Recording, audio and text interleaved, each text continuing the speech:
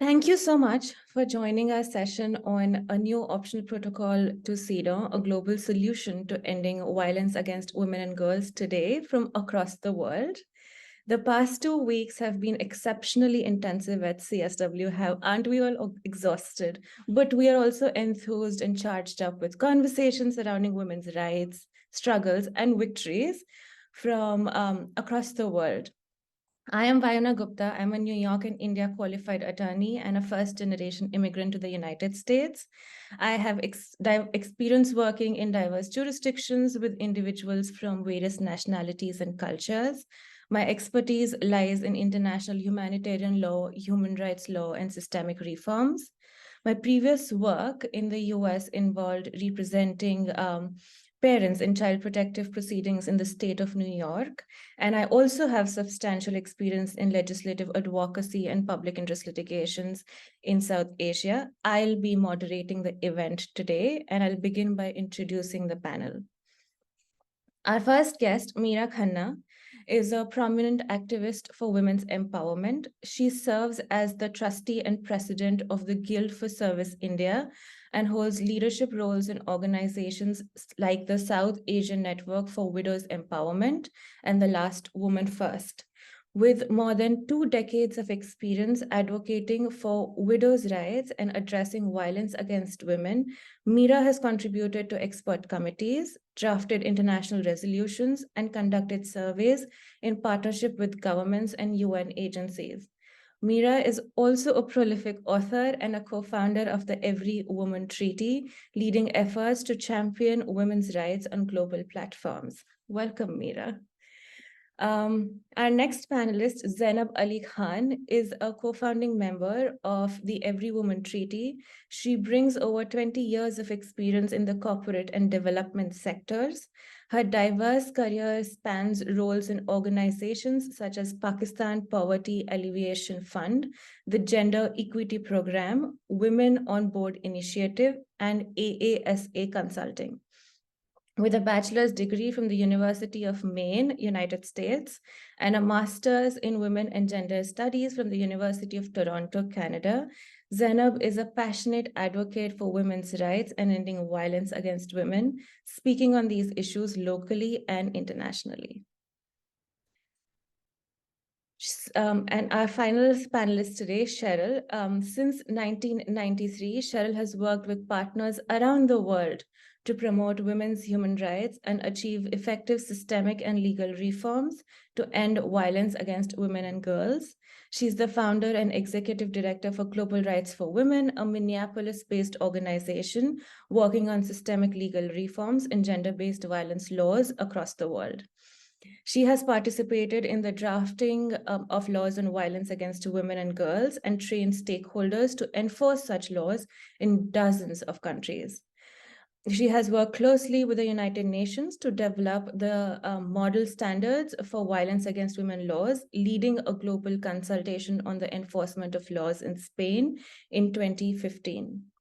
Cheryl co-chaired the UN expert group meeting to draft the UN handbook for legislation on violence against women. Cheryl is the recipient of the Arabella Babb Mansfield Award and the Myra Bradwell Award. In 2011, she was recognized by the Newsweek magazine as one of the 150 women who shake the world. Thank you, Meera, Zainab, and Cheryl for being a part of our panel today. And I'll start our discussion with a brief background on our topic. So the UN Charter was adopted in 1945. It affirmed the principles of equality between men and women. And over the following decades, various UN bodies worked to address issues of gender discrimination and women's rights. The Convention on the Elimination of All Forms of Discrimination Against Women, also known as CEDAW, was adopted by the UN General Assembly on December 18, 1979. It is often described as the International Bill of Rights for Women, and CEDAW is based on the principle of gender equality and aims to ensure that women around the world enjoy the same rights and opportunities as men. The CEDAW Committee is able to make suggestions and general recommendations based on the examination of reports and information received from states. It gains this authority under Article 21 of the Convention, and exercising this authority in 1992, the CEDAW Committee adopted General Recommendation 19, which for the first time defined violence against women as a form of discrimination that impairs or nullifies women's rights to equality. Later, in 2017, the CEDAW Committee adopted General Recommendation 35 on gender-based violence against women, updating General Recommendation 19. And this General Recommendation 35 recognized that the prohibition of gender-based violence has to become a norm of international customary law. It stressed the need to change social norms and stereotypes that support violence in the context of a resurgence of narratives threatening the concept of gender equality in the name of culture, tradition, or religion. It defined different levels of liability of the state for acts and omissions committed by its agents or those acting under its authority in the territory of the state and for failing to act with due diligence to prevent violence. It unequivocally called for a repeal of all laws and policies that directly and indirectly excuse, condone, and facilitate violence. It also emphasized the need for approaches that promote and respect women's autonomy and decision-making in all spheres of life. The concern is that general recommendations are not treaties and they do not need ratification by state parties. Strictly speaking, they are not legally binding. However, they're considered authoritative statements on the content of legal duties assumed by state parties. While states give them careful consideration, they may not give effect to them as a matter of course. In this legal backdrop, discussion and efforts towards a new optional protocol specific to addressing gender-based violence across the globe are important to bring legally binding obligations on states. For the uninitiated, an optional protocol is a supplementary binding international legal document that countries can choose to adopt to complement or add specific provisions to an existing treaty, CEDAW in this specific case. As some of the housekeeping rules, I just wanted all of you to know that we leave some time at the end of this discussion for questions. Please feel free to type down your questions in the chat. I'm also going to request you to specifically mention who the question is directed to, if it is directed to a specific panelist. Okay, so let's begin with our questions now. Meera, the first one I have is for you. In light of your extensive experience spanning decades working on issues of gender-based violence in India, do you find that there are specific and distinctive challenges regarding gender rights that are particularly pertinent to the Indian subcontinent? Thank you, Varuna. The first obstacle that I can see is the huge country. Like I always say, India is like a continent by itself, and every 100 kilometers, the culture changes.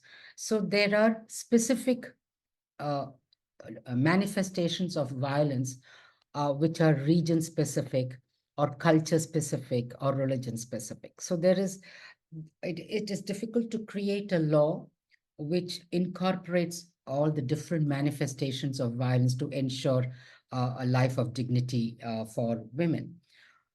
The second obstacle, as I see it, is this deep-rooted gender stereotypes and societal expectations. A patriarchal society like India, there are specific roles which and the roles are limit the women's spaces. So the democratic space for women is very limited, and arising out of the fact that they are on a subaltern status is violence, like the different manifestations of violence, gender-based violence, domestic abuse, sexual violence, violence at the workplace.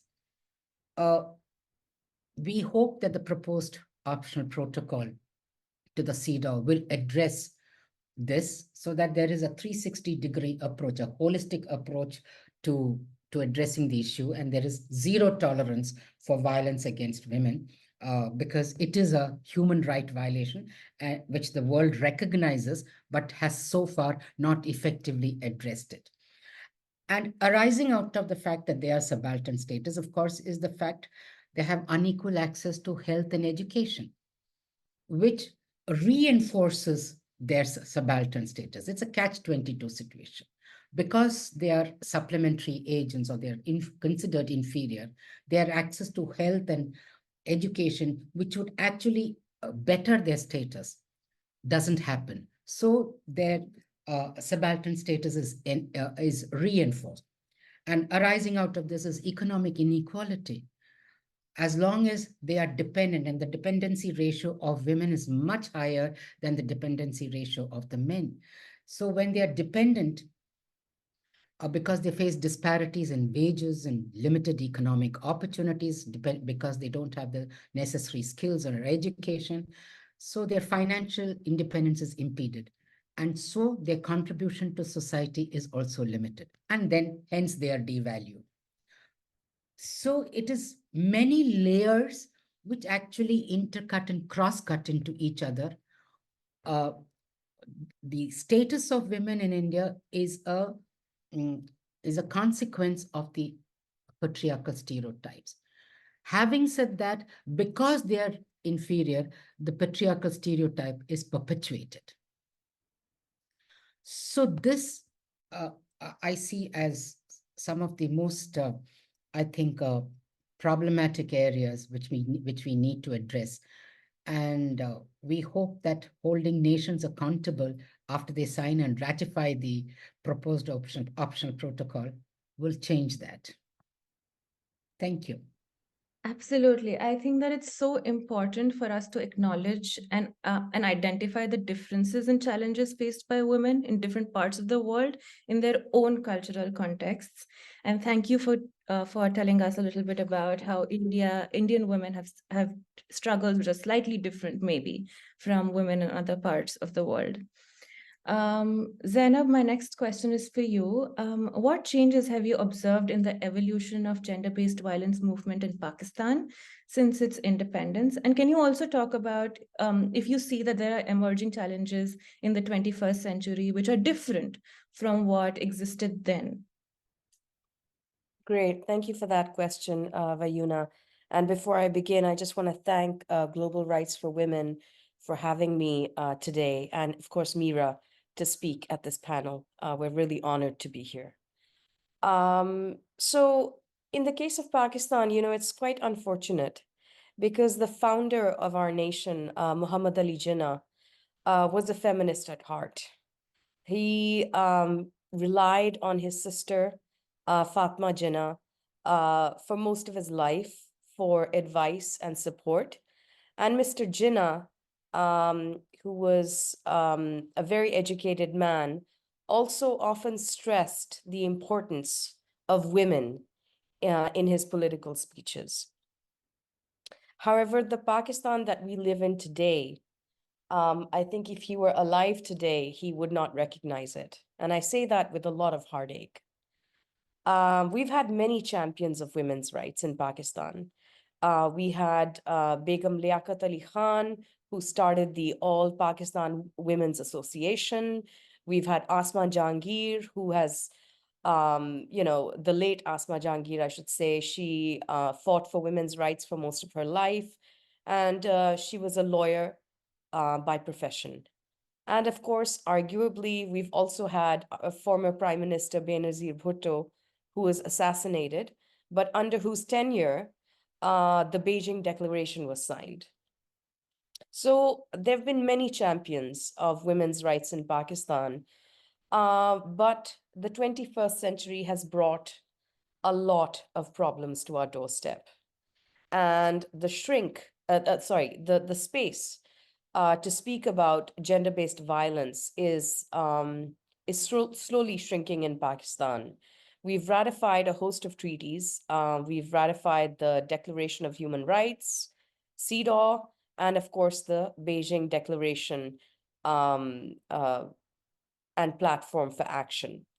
However, in the past couple of years, what we've seen is that there have been a host of issues that we've had to deal with. Of course, just like every country around the world, COVID hit us really hard.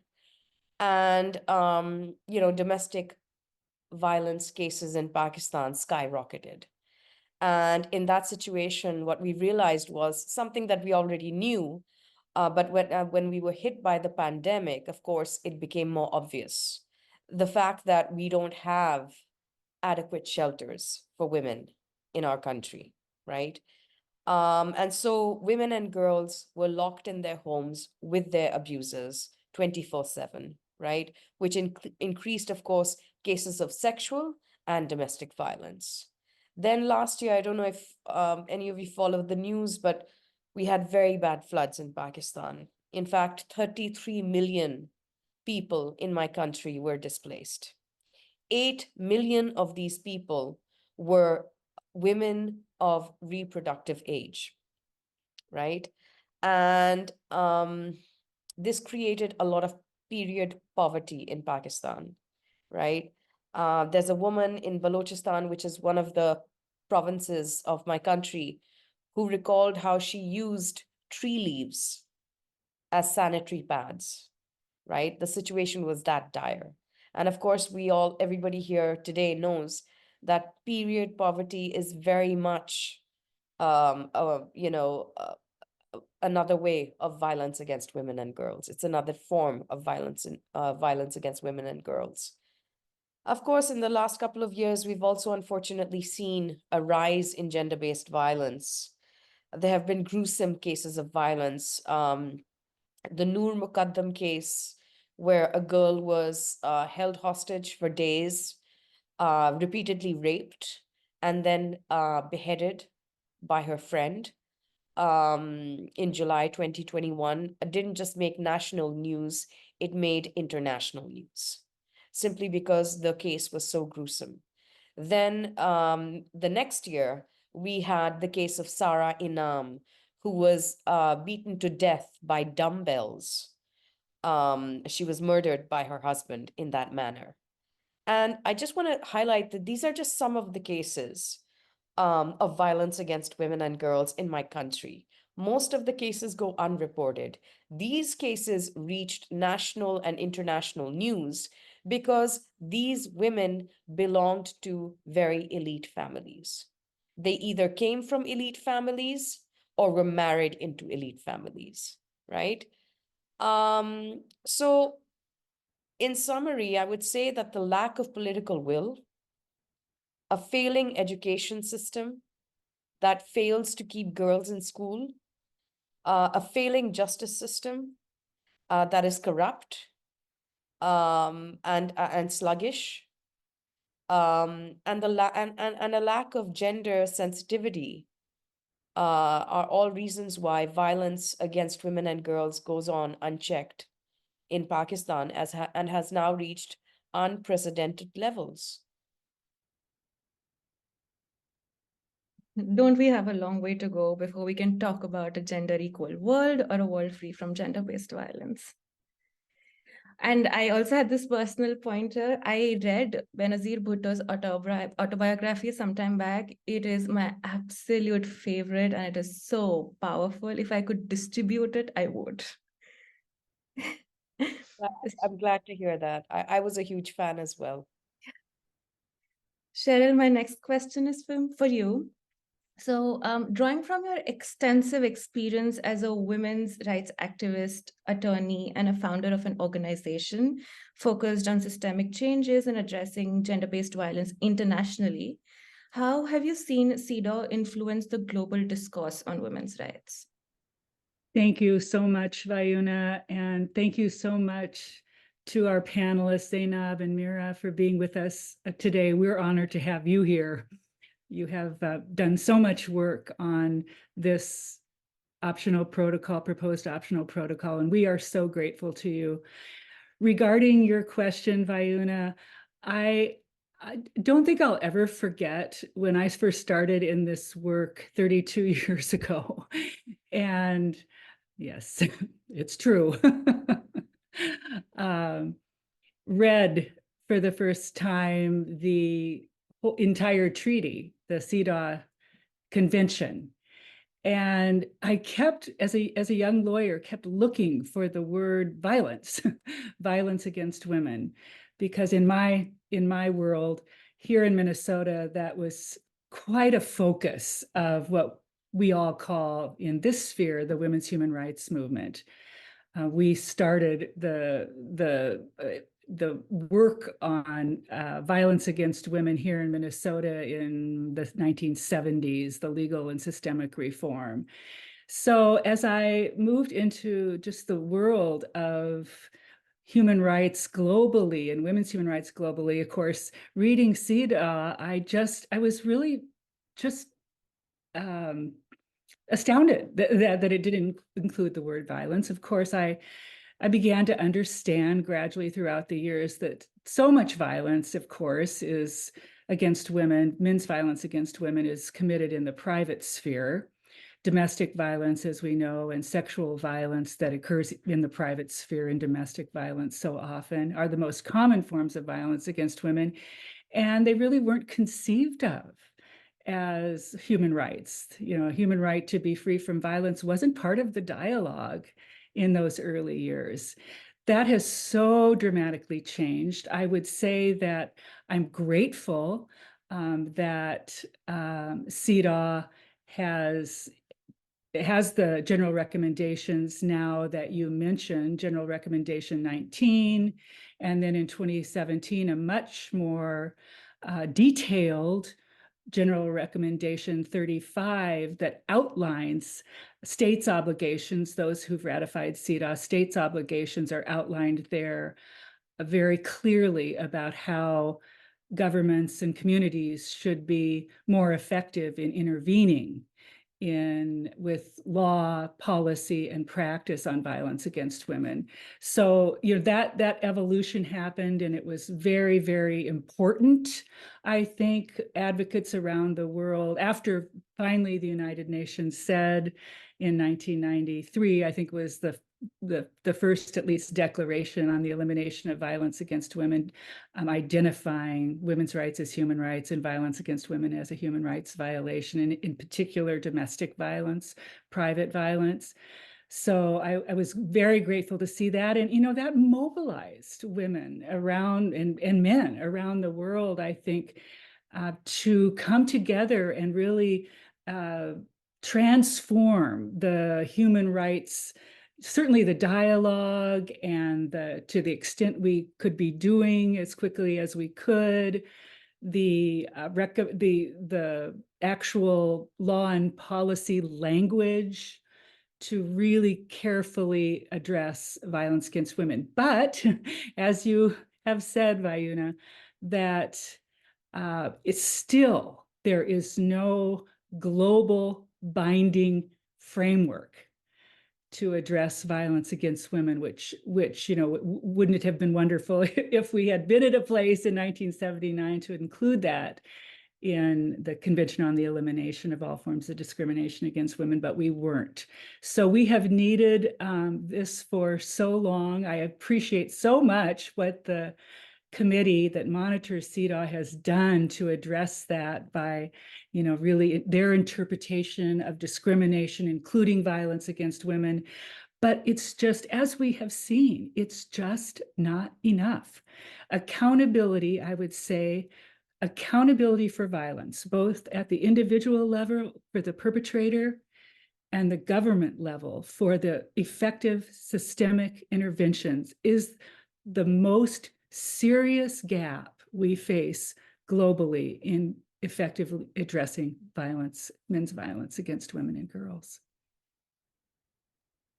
Thank you, Cheryl. CEDAW came about in 1979. It didn't mention violence, and here we are in 2024 in the exact same position, compromising states' accountability mechanisms extensively. So it's important that we have this conversation today. Perfect. Mira, so my next question is again for you. CEDAW was ratified by India in 1993. And from your vantage point, how have you observed the influence of CEDAW within the Indian society in your work? Thank you, Anna. The first important change that I see is a paradigm shift in the attitude towards violence against women and girls. Uh, about 3 decades back, violence against women was considered to be a private matter, particularly in conservative, traditional, patriarchal societies of India. So it was violence was governed by a culture of silence and a culture of acceptance. The violence was considered to be normal. I put that into quotes. So there was a culture of acceptance of the violence. So that I see has changed in these last 3 decades. That could be because of CEDAW, and also exposure to the concept of human rights. And after 1994, violence against women is seen as a human right violation. So all these international treaties and the international discussion and the exposure to that discussion has changed the attitude towards violence, which is now seen as a definite human right violation. And it is interesting that India is going into elections, and the manifestos of most of the political parties are already out. And it is interesting to see that separate manifestos are created by political parties on the issues which cross-cut into women's issues, in terms of climate change, in terms of economic independence, education, access to health, and most importantly, violence against women, which means the public discourse, the discourse on violence against women has moved away from the private space into the public space. And that is very important if we have to have a zero tolerance approach to violence against women. Now, in terms of the governance and the law, it's very difficult to actually pinpoint which of the Indian laws or policies or programs have been a direct result of CEDAW, and what has been catalyzed by the governance of gender justice. It's always a combination of many of these catalytic factors, because the Constitution of India, which was adopted in 1950, guarantees equal status to men and women. So political part, or every political party which wins the election, there has to be a political will to move towards gender justice, because that is guaranteed in the Constitution, and that's sacrosanct. Uh, in the in the 3 decades post the ratification of the CEDAW, there have been many gender just laws in our country. For example, the protection of women from domestic violence, which was enacted in 2005, the prohibition of the Child Marriage Act, because India did have a history of child marriages. This was enacted in 2006. The sexual harassment of women at workplace, which was enacted in 2013, and the amendment to the Criminal Justice Act again in 2013. So there have been these gender just laws. By the 73rd and the 74th Amendment to the Constitution of India, which guarantees reservation for women at the lowest elected political body, we have 1.6 million elected women leaders at the panchayat level, which is a huge political body. How much of it transforms from the village body to the legislature? That is another question. So we have a national policy on women. We have the National Commission for Women. We have a number of schemes which are there for the women and girl child. For example, we have something like the Beti Padhao, Beti Badhao, a scheme which means educate the girl and let the girl grow, which was to ensure that the girl child would be enrolled into the school. And that has made its impact, because routinely the enrollment rate for girls has increased and the dropout rate has decreased. And then more and more girls in STEM subjects like science and technology and engineering and medicine. So there is, for example, very recently, in the last 2 years, women combatants have been introduced into the armed forces. They could be commissioned into the armed forces, but they were in different areas, but now they are at combatant level. So we have women fighter pilots. So a lot of this has happened. But difficult to say whether this has happened because of CEDAW or because of the political will. Because let us understand that all political parties want to win elections. And women are a huge vote bank. Just imagine women, 1.35 billion, almost 48% of them are women. So it's a huge vote bank. So there is a political will to win the election by reaching out to the women. Also, there is like all other nations, there is the need for India to look good on the international stage. So it is a combination of many of these factors. And if they work for women, then who am I to complain? Absolutely. You make a great point when you say that CEDAW and associated developments change the discourse on women's rights, moving it from identifying issues associated with women or gender-based violence as private affairs to the public space. The international attorney in me wants to believe that CEDAW and international law and developments did play some part of a role there, with all the references made to new legislations, and within those legislations to CEDAW. And there's often sort of a discourse in the international community on what does international law really do. And these changes are slow because it's international changes.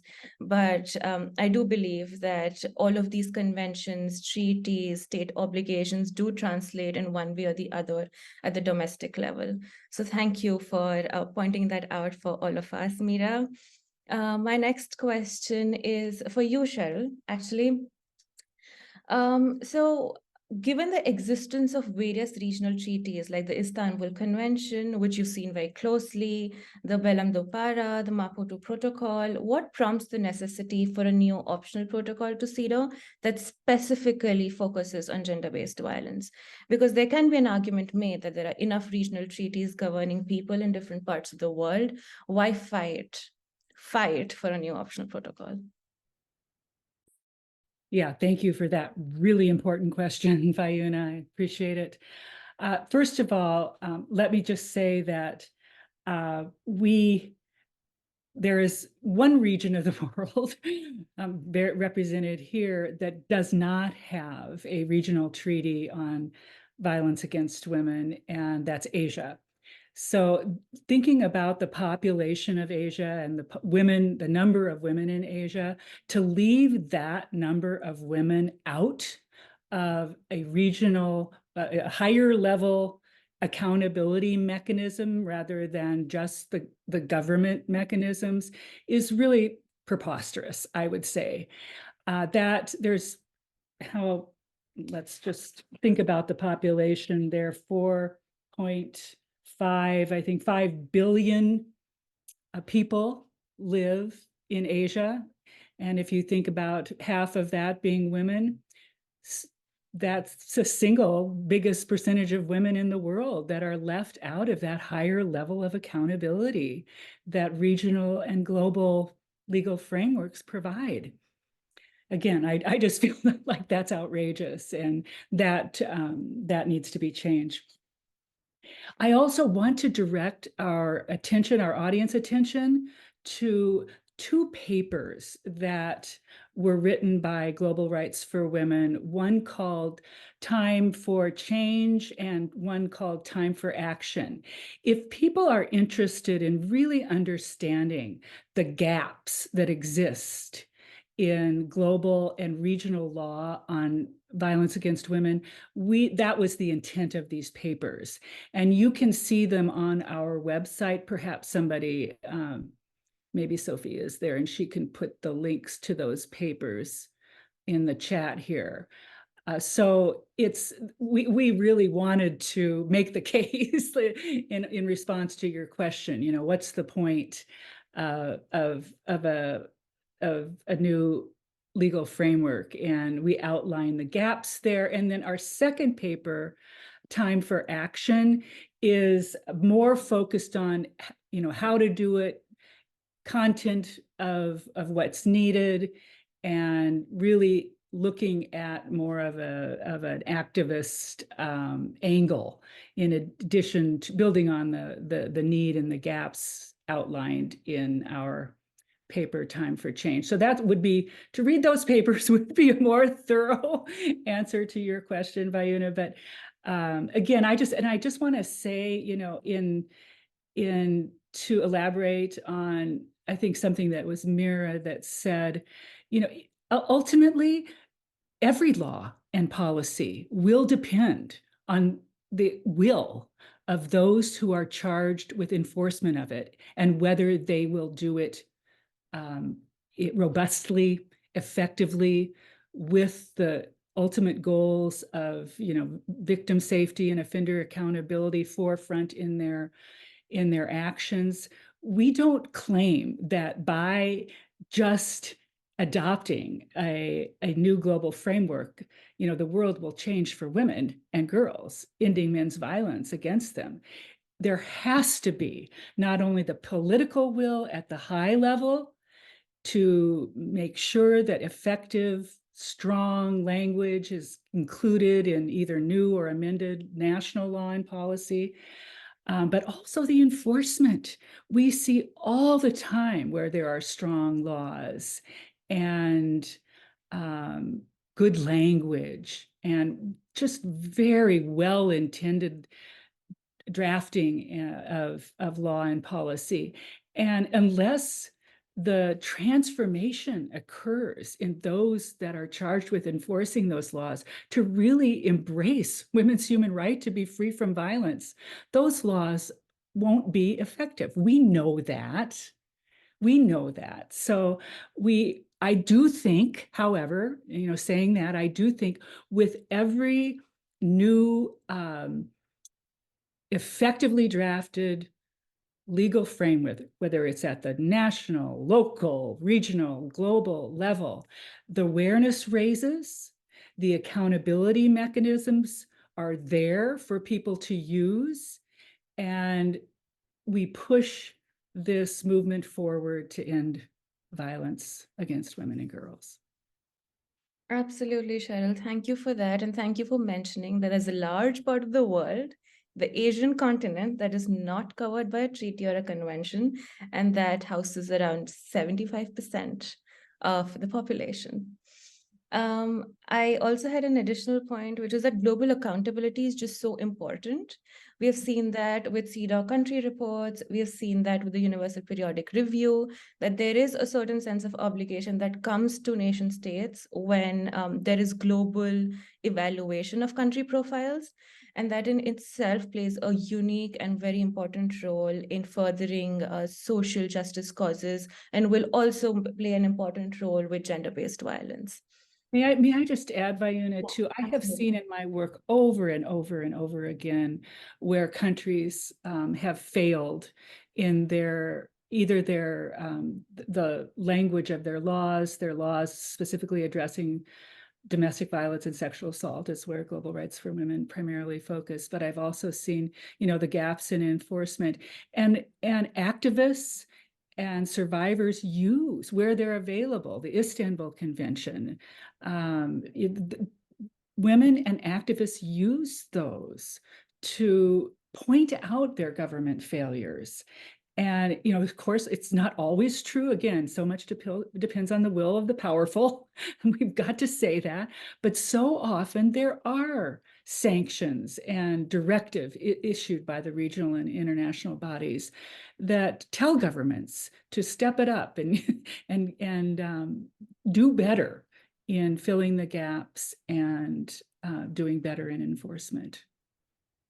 Thank you, Cheryl. Absolutely. Zainab, my next question is for you. CEDAW was established in 1979. We just spoke about that, and it wasn't until 2017 that General Recommendation 35 provided guidance on state party obligations regarding gender-based violence.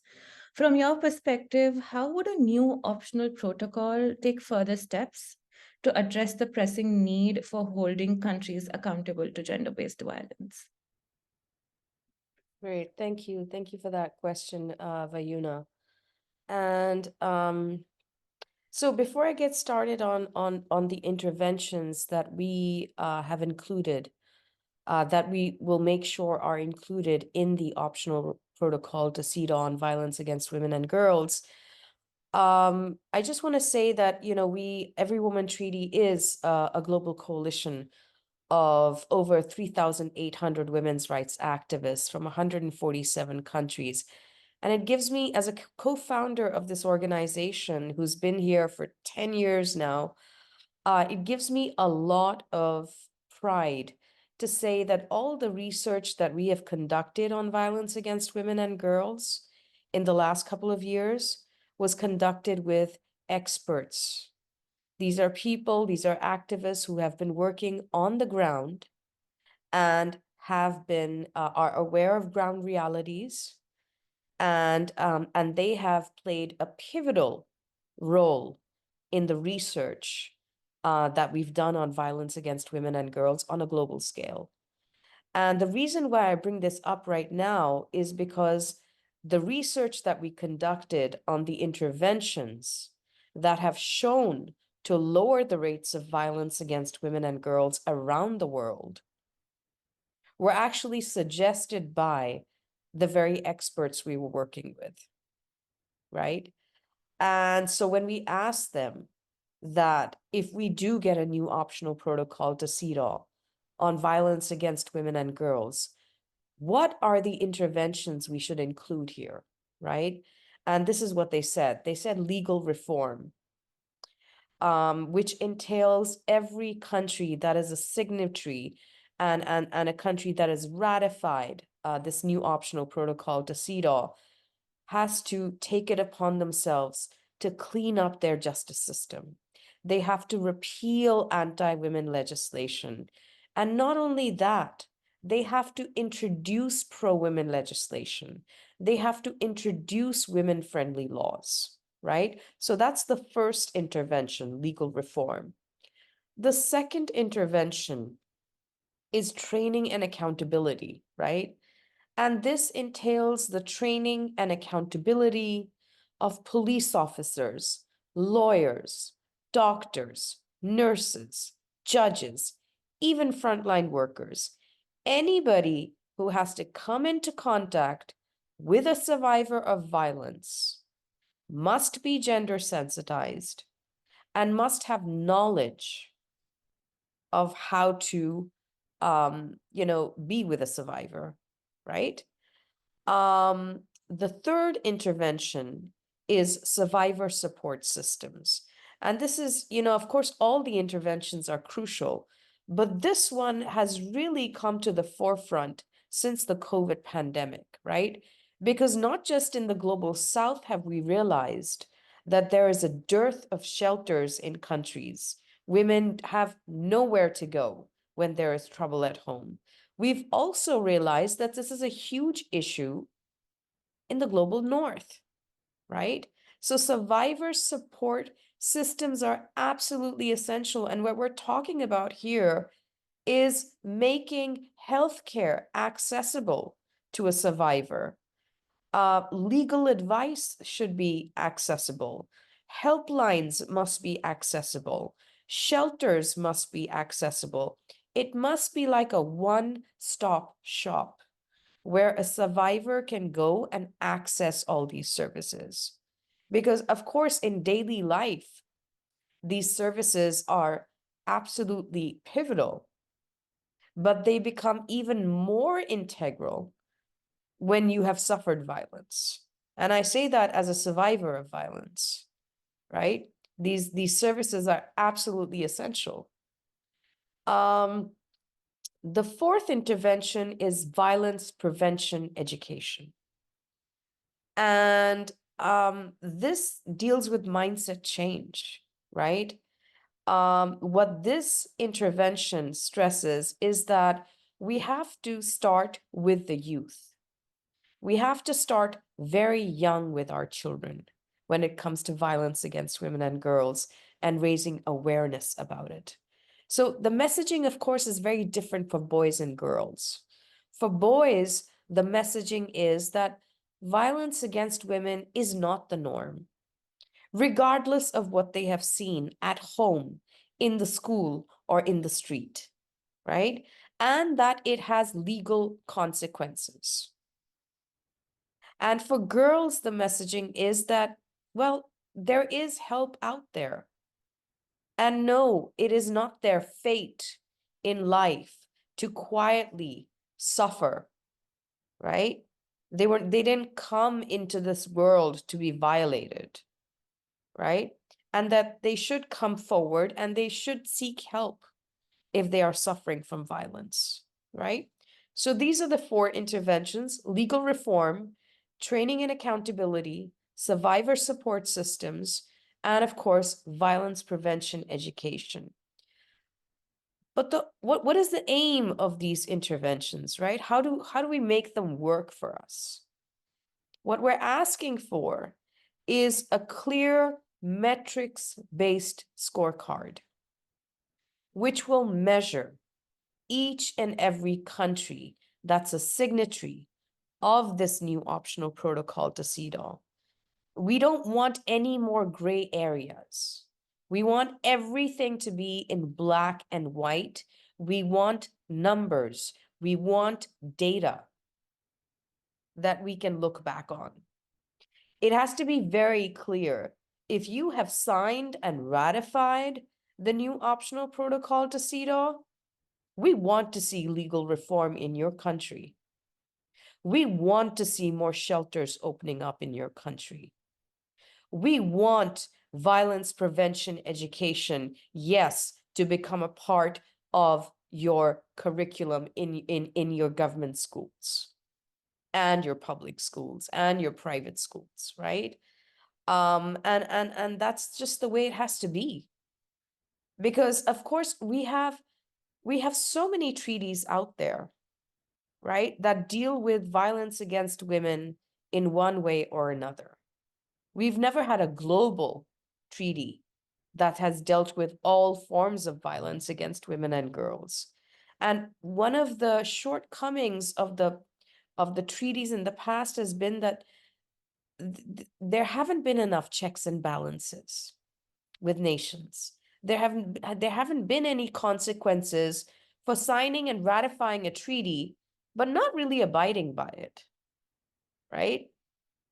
And that has to stop, right? And of course, a treaty or a treaty, of course, a new optional protocol to CEDAW is a treaty in its own right, right? But any treaty, or you can call it new optional protocol to CEDAW, can only be effective with funding. And we know that funding is, when it comes to violence against women and girls, it is very underfunded, right? But at the same time, we also know that the money is out there. We know that the money exists. It's just a matter of channeling it towards violence against women and girls. And in the world that we live in today, a post-COVID world, right? We simply have to do more to protect our women and girls. Because if COVID hasn't been enough of a wake-up call that we are living with not one, but 2 pandemics, COVID and violence against women and girls, make no mistake, it is a pandemic. And if we don't wake up now, the hard truth is that the numbers when it comes to violence against women and girls are going to continue to rise. So that's how we're hoping that this new optional protocol to CEDAW will make a difference when it comes to violence against women and girls. Thank you, Zaina, for pointing out and talking about accountability mechanisms. And they're so important to ensure that nation states implement laws. And as an international community, it is also important for us to acknowledge that a new optional protocol has the potential to establish support systems, training, legal reforms, violence prevention, education, rather than just rely on soft law as we have as a community as of yet. Mira, my next question is for you. There is limited discourse on international law jurisprudence within the Indian legal framework, including Supreme Court rulings, legal education in law schools. And India has often shown hesitancy towards international treaties as well. Given this context, in your view, how might an optional protocol on gender-based violence to CEDAW have the potential to influence lives of women in the country at the grassroots level?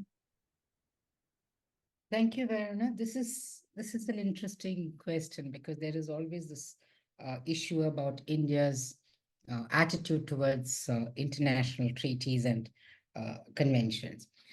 Earlier on, the discussion on the international customary law was comparatively less, I would say, due to one, poor dissemination and also the lack of awareness. And I think for this was because that the simple reason was in the 4 decades after independence, which is the post-colonialism, India was still finding her space in the Committee of Nations. And being an aid recipient at that point of time, international treaties were signed with the intent to conform. Because like I always say, there is this close nexus between receiving aid and your international obligations. But the transformative impact on the nation was not always taken into consideration in terms of implementation. So there was very little dissemination and lack of awareness on the international law, particularly the CEDAW. But this has changed over the last 3 decades, I would say. India's approach to international law is now characterized by a delicate balance between its commitment to the principles of sovereignty and non-interference, and the recognition of the importance of international law in addressing complex global issues and things like that. Today, domestic courts and tribunals have in recent years been taking frequent recourse to international law as a means to settle disputes. And 2 reasons can be for this trend. Firstly, it is that domestic courts, particularly the higher courts and the Supreme Court, are increasingly getting exposed to or getting well-versed in international law and its principles. Secondly, due to globalization, there is an inevitable foreign element in a majority of the disputes. For example, very recently, the huge Vodafone case, which was adjudicated by the Supreme Court. But both these facts are interrelated. On the whole, domestic courts are using international law through broad interpretations coupled with domestic constitutional and legal provisions. That has been the attitude. So domestic courts in various jurisdictions continue to rely and decide on the cases primarily on the basis of their own law or constitutional guarantee, while using international law as a supplementary means to substantiate their arguments. So there has been a very prominent increase in the use of the use and quoting of international law to substantiate arguments. So international law in India is factored into the national narrative either through the principles of transformation or incorporation. The Indian courts have attempted to balance their approach towards using both transformation and incorporation doctrines. But having said that, in the Indian courts, the rules of customary international law should not be contrary to the national laws if they need to pass muster. So that has been the general attitude of the courts in India. But having said that, equality is a constitutional guarantee in India.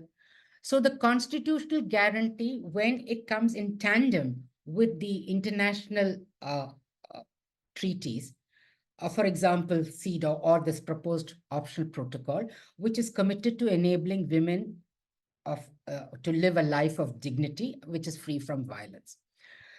And how does this affect, how does CEDAW impact this? For example, when India ratified CEDAW, India made a declaration under Article 5, which talks about registration of marriages. And the plea that was taken was that India is a very large country with different communities with their customary laws. So it is not possible to impose a mandate, a legal mandate on registration, because that at some point of time may interfere with the cultural right or the customary right. And the attitude of the government was to keep the element of non-interference. But despite the declaration, in the last half a decade, the central government as well as Supreme Court has made registration of marriages mandatory now. So you see, I think I call it the element of osmosis. Because of being exposed to these international covenants, so they automatically, in a period of time, has its impact on the national law. So once India is a signatory and ratifies the new optional protocol, which I hope will happen, because like all gender rights activists, I'm supremely optimistic all the time. So once India signs and ratifies, then there is an avenue to hold the government of India accountable for addressing this human right violation. India has many gender just laws. The optional protocol will, of course, be a catalyst for review of existing laws to enhance implementation or introduction of new laws, for example, cybercrime. So that we see as the impact, as the very strong impact of the optional protocol. And because India has this long connection with CEDAW, it hopefully will be a seamless process to get them to sign and ratify the optional protocol. Thank you, Meera. I'm just so glad that you started with the history of CEDAW in India's independence at that time. There's sort of an in international law and the international community, when we talk about nation states and their obligations, we often don't speak about countries' histories. And there is this unspoken colonial past that has had an impact in Asia in how they view international law and what they think they are comfortable in adhering to when it comes to international obligations. So thank you so much for giving that context to all of us. I see that Dr. Uzo has joined us. So Dr. Uzo was a fourth panelist. He faced some difficulty technically joining this session today, but he's now here. So I'm going to take this opportunity and introduce Dr. Uzo to all of us. So Dr. Uzodinma Adiriaje is the CEO of AfriHealth Optonet Association, a civil society organization dedicated to ending violence against women and girls. With expertise in health economics, project management, and climate change advocacy, he serves as the global coordinator for COVIA, national chairman of CSDN, the president of SOCSEEN in Nigeria. Dr. Uzo's vast experience includes advising Nigeria's Ministry of Foreign Affairs, coordinating high-level conferences, and leading initiatives for sustainable development and SDG implementation. Dr. Uzo is the winner of the Lifetime Achievement Award in 2023, while AfriHealth Optonet Association was voted as and given the SDG 3 Good Health and Wellbeing Award. Dr. Uzo is the author of Female Circumcision, Female Genital Mutilation, 40 Dangerous Effects Parents and Relations Must Know. Welcome, Dr. Uzo. Thank you so much. And my apologies. Oh, I'm echoing. That's because I've been trying to join from all fronts. My handset is on, my laptop is on. Let me adjust. So that's completely okay. And if I may, I have a question for you.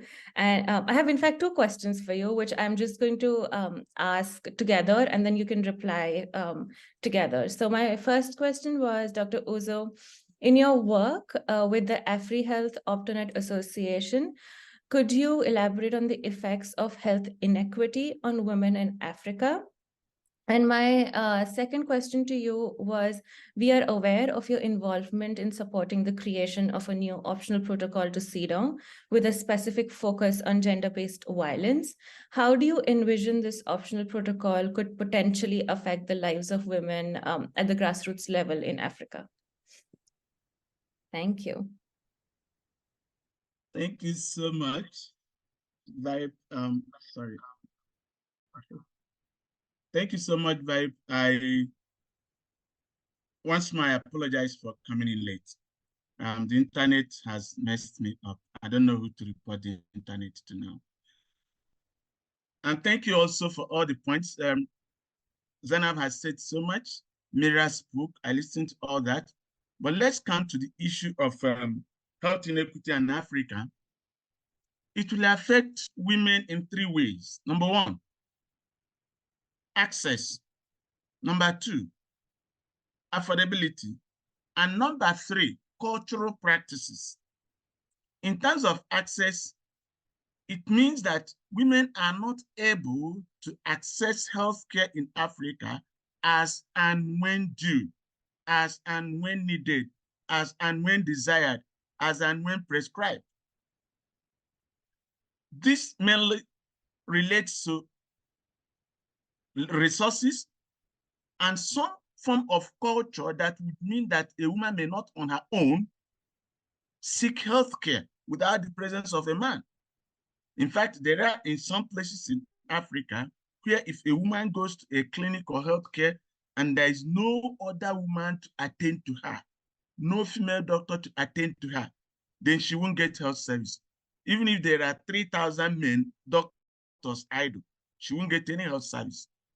That is one. The next issue about the inequity I talked about is affordability. Even when healthcare is available in terms of the service needed, the quality that is required, the volume of service that is needed, and the attention, resources, being able to afford that service is a challenge. And this affordability sometimes is not just in terms of money. Even when some services are available free, transport becomes a problem. So you see that many health centers are located away from where poor people live, where most women live actually. So transport to health center becomes a problem. Ambulance services generally are poor when they exist, but in some places in what we call a local government in Nigeria, you may not have one ambulance working. So that is a general big problem. And then the area of cultural practices and tradition. There are also, I've learned recently, places where healthcare is prioritized for men more than for women in terms of choice. In other words, if a system, a family, a purse, a pool is given the opportunity to provide healthcare for either a man or a woman, we've seen places where the preference is for men. And then on their own, you know, women are very caring. Sometimes they don't want to complain about their own problems. So they sit and ensure that every other person is healthy while living with their own pains. That is a culture that we have come up with, and these things have to change. Now, having said that, the imperative of optional protocol, I think that's your second question, right? Yes, addressing the optional protocol. yes. Now, And the how- optional protocol is an idea, is an issue whose idea ought to have existed decades ago.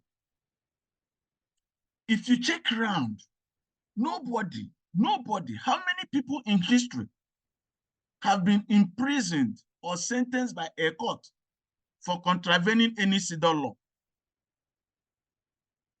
It's not just about having law, how implementable are they?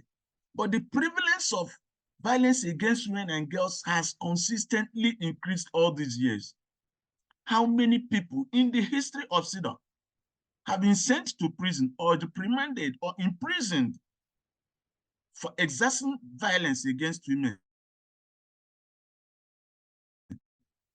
So the optional one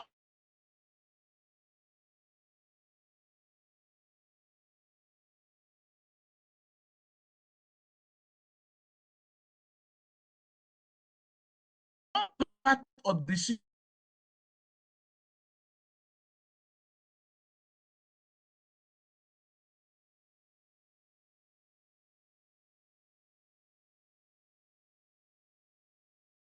CEDAW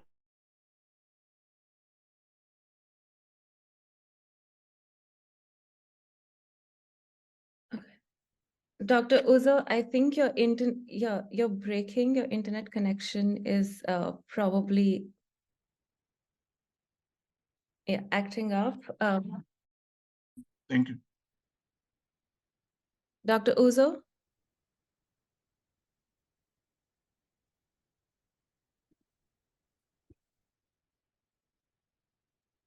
Okay, so Cheryl, I have one additional question if I can ask you, and I want to be mindful of the time. So we just have 5 minutes before we start asking or taking questions from the floor. But Global Rights for Women strives to propose legal and systemic reforms to address domestic violence from a survivor-centered approach. How do you believe the international legal framework can integrate a survivor-centered approach to enhance accountability? But Great that's the que- essence. Oh, please go If ahead, you Dr. Uzo. Please go ahead. if you get one thing that we are asking of, that the optional protocol will involve, will be monitoring and evaluation. Accountability. Number one, every country that is domesticating it will have to have clear-cut key performance indicators. Every organization that will be relying on the optional protocol will use clear-cut key performance indicators. And it will entail that before you even embark on any project, so that you don't go on ego trip, women will be involved, so that you will be embarking on projects that are relating to the women's experiences. Governments that will be signed onto this treaty would also be engaging in series of peer reviews. So other countries that are doing well, implementing, will also have the opportunity of looking at those who are not. Those who are not will have the opportunity of putting their performance before everyone. There will be accountability mechanisms in terms of all the resources that have been mentioned.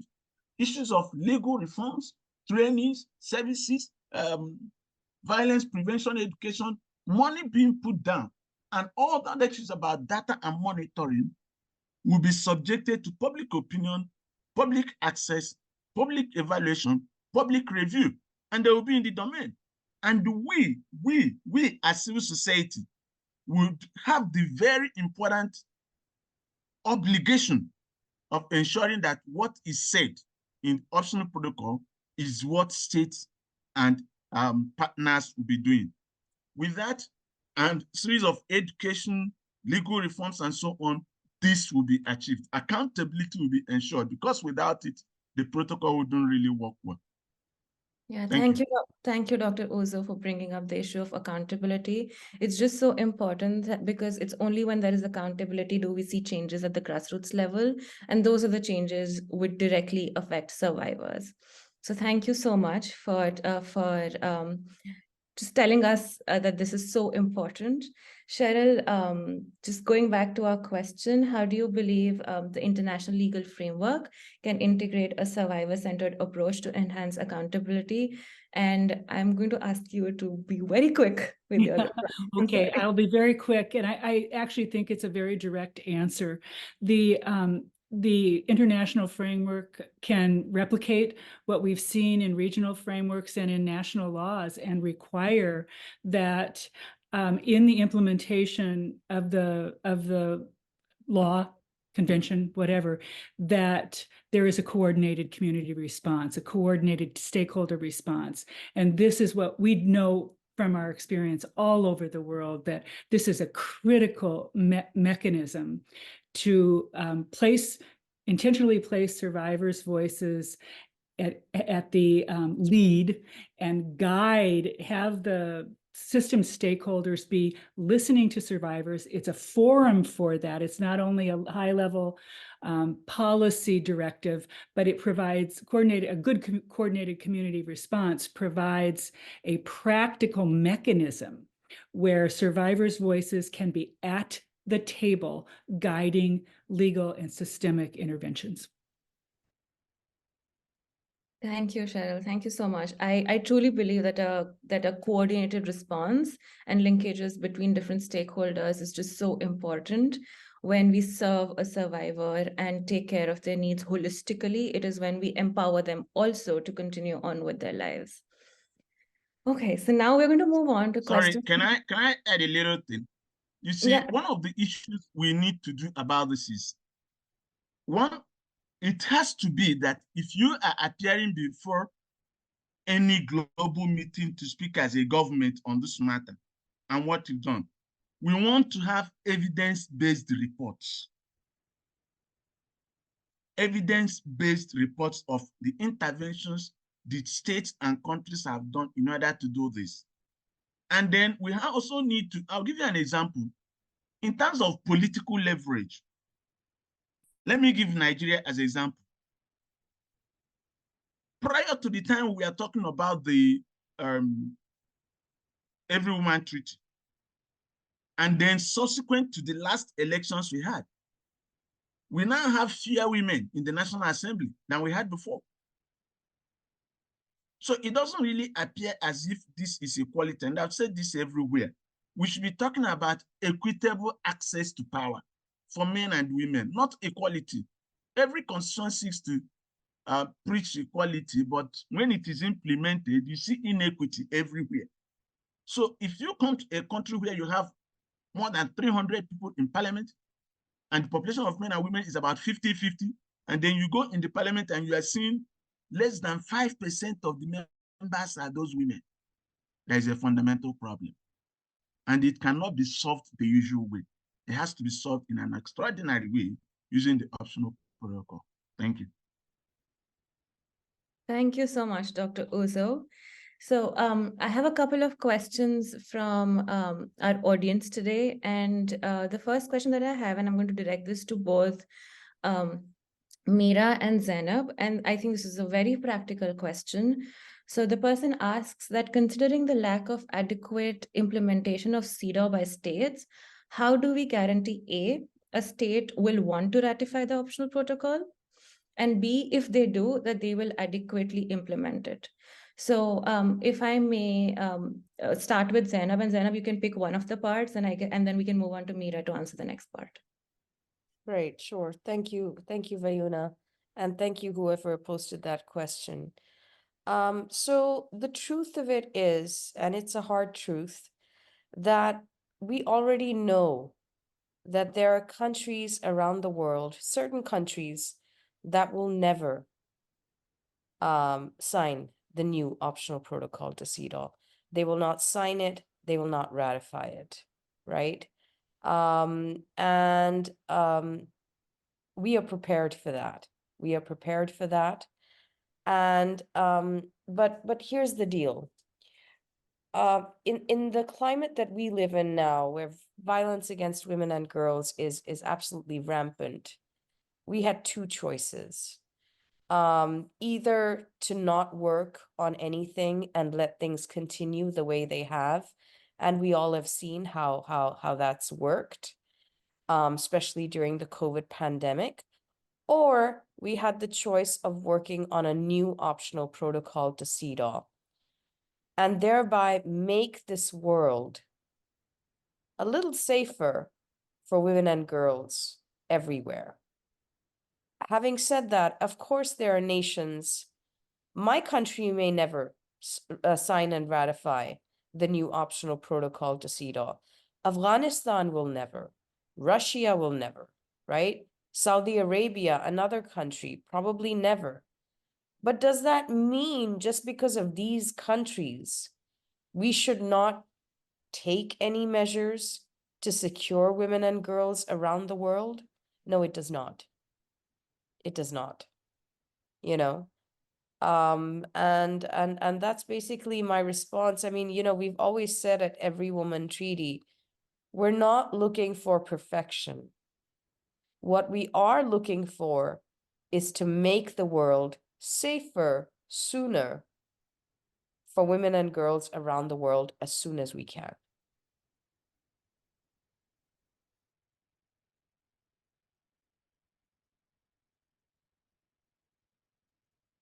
Thank you, Zainab. You've actually made my job even more easier because you put it absolutely into context. How will nations want to sign and ratify it? I think majority of the nations will want to sign and ratify it for the very simple reason that nations are no longer live in isolation. We are interconnected.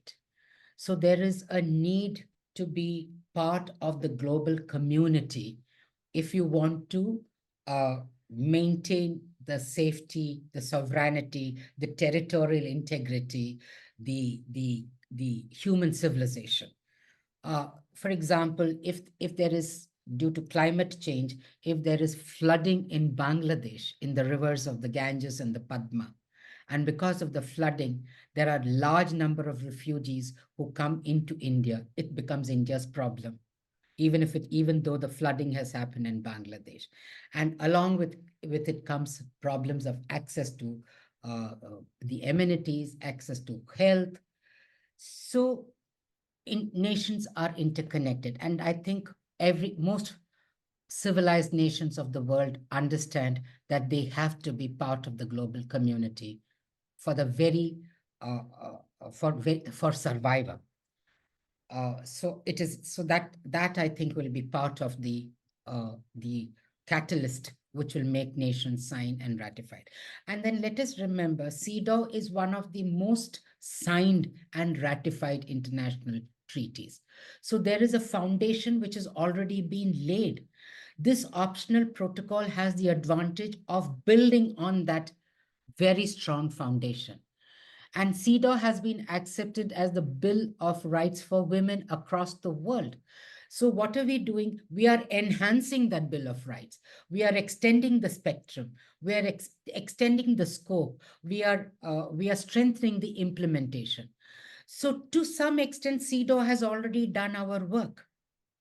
So we would build on that. And I think the acceptability of CEDAW will be a great reason for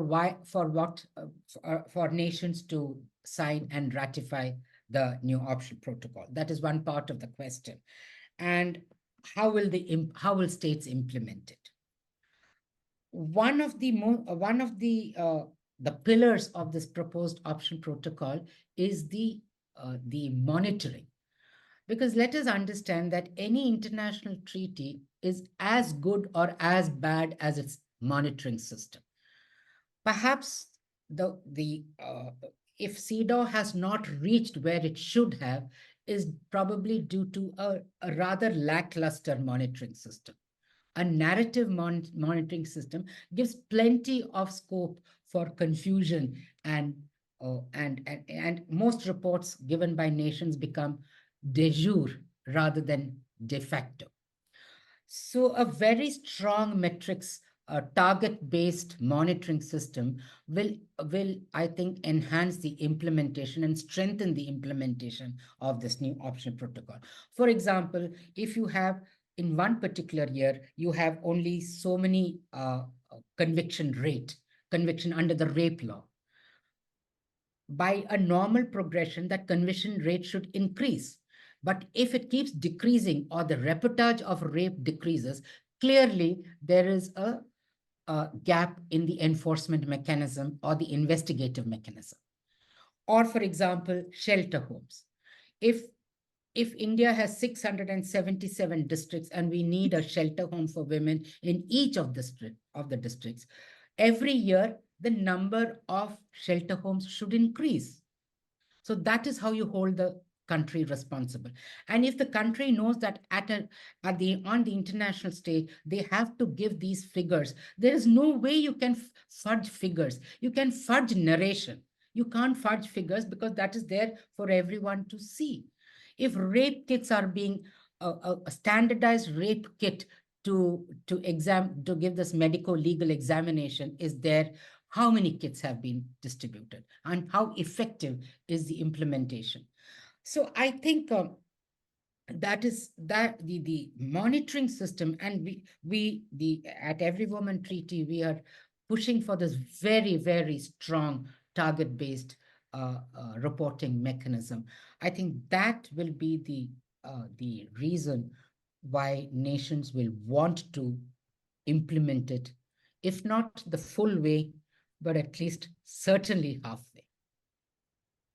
And to that, I think it's also important to acknowledge the implementation time in international law versus domestic law. International change and change in state policies do take longer than domestic law and very quick results, which is frustrating, definitely, but unfortunately, that's how it has been. So as women's rights activists and at EWT, I think everybody acknowledges the fact that the change will be slow, but the important part is the change needs to happen. Cheryl, I have my next question for you, and these are two questions integrated, and then I have one for Dr. Uzo. I'm going to ask you both the questions together so that you get time to respond one after the other. Cheryl, so the question for you is that what resources are there for a Western woman to seek relief, protection, or justice when the US has not signed onto CEDAW? And state and federal agencies are failing to uphold laws to protect women? And is there any work being done in the US to sign on to CEDAW? Or is there a conversation around it? And Dr. Uzo, the question for you that we've received is that the problem is punishment for a law that has not been domesticated. And this person raises this question specifically in the context of Nigeria and asks that how can you hold perpetrators accountable when CEDAW has not been domesticated and enforced in the first place? So Cheryl, we can start with you first. Yeah, thank you, Vayuna. As everyone knows, the situation in the United States is very complicated right now with just the threat to democracy and the rise of authoritarianism, not only here in the United States, but around the world. And my belief is that certainly patriarchy is the ultimate cause, I believe, of violence against women is a fundamental component of authoritarianism and autocracies. So that said, we have a terrible problem here in the United States with the implementation of human rights and the protection of human rights in many spheres. We also, juxtaposed against that, have some of the longest history of powerful laws to address violence against women, particularly domestic violence and sexual assault. And I would just say that, and more recently, human sex trafficking modeled many of the international laws or laws nationally around the world. But I would just say to that person who asked that question, it's sadly really depends on where you live. And some of our communities and states are champions in not only the language of their laws, but the implementation of their laws. I live in a state where, the Duluth model of coordinated community response was created in the early 80s. And if you live in Duluth and are a survivor of domestic violence, you will receive effective systemic intervention, and perpetrators will be held accountable. I'm sad to say that's not true 2 hours south in our major city in Minneapolis. So I believe that the more we can institutionalize and just raise up these kinds of instruments like CEDAW and the optional protocol that we're proposing, to just spread the word that our world won't be tolerant of these kinds of human rights abuses anymore, the more that will have a ripple effect everywhere. I want to quickly answer the question about CEDAW. There have been movements, for decades to get CEDAW ratified in the United States. We are now one of 7 countries, Iran, Sudan, Somalia, Nauru, Palau, and Tonga, that have not ratified CEDAW. It's a terrible embarrassment, of course, for the United States, but unfortunately, we're focused on other things right now in the United States, and one of them is preserving our democracy so that human rights instruments like CEDAW can reflect the will of the people, and we can move forward on that. Yeah, additionally, if I could add on to that point, I feel like there's this concept of customary international law. And while a lot of CEDAW and parts of CEDAW have been accepted as customary international law, which US is bound to adhere to, there is definitely not an accountability mechanism when it comes to customary international law. So it is a difficult place to be in, definitely. Dr. Uzo, I see that we are at time, so if you could quickly answer the question that was raised for you. Okay, in answer to that question, number one, Nigeria has ratified CEDAW in 1985. Nigeria has also ratified the Child Rights 1991, but that's not the problem. The problem is the big gap between ratification and implementation. And it's not only in Nigeria. Nigeria also has what we call the VAP law, Violence Against Persons Prohibition Law. Nigeria also has non-discriminatory law against discrimination. But these acts continue even within government circles. So the issue is, how do it is to hold government accountable, to make sure that people pay the price for contravening these laws, and to get government to practically promote these laws in its policies and programs, having signed them. Thank you.